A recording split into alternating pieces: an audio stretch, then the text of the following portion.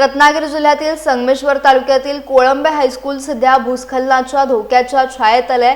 गेल्या काही दिवसांपासून सुरू असलेल्या मुसळधार पावसामुळे शाळेलगतच्या डोंगराचा मोठा भाग खचला असून विद्यार्थ्यांच्या सुरक्षेचा प्रश्न ऐरणीवर आलाय। 5वी ते 12वी पर्यंत शिक्षण घेणारे 400हून अधिक विद्यार्थी या शाळेत शिक्षण घेत आहेत।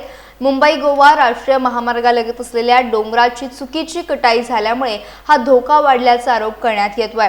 शाळा उभी असलेल्या डोंगराचा सुमारे 150 मीटरचा भाग खचल्याचे सांगितले जात आहे।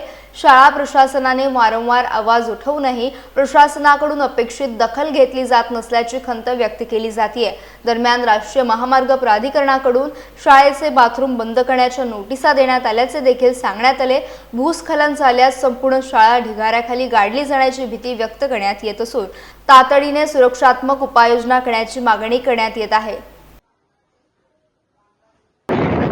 कोळंबे परिसर विद्याप्रसारक मंडळ कोळंबे तालुका संगमेश्वर जिल्हा रत्नागिरी मी अध्यक्ष आहे।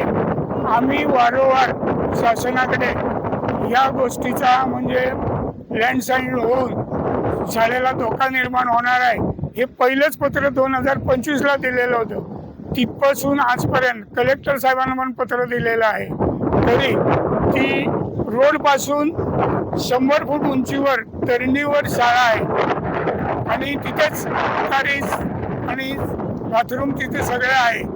तरी शासनाला वारंवार विनंती करून कलेक्टर साहेबांना मी हे पत्र पण दिलेलं होतं की आम्हाला नाईलाज असतो उपोषण करायला लागेल, रोड बंद करायला लागेल, तरी पण त्यांनी आज तागायत कुठलाही शासकीय अधिकारी किंवा कर्मचारी इथे कोणी आलेलं नाही, हे बघायला पण आलेलं नाही।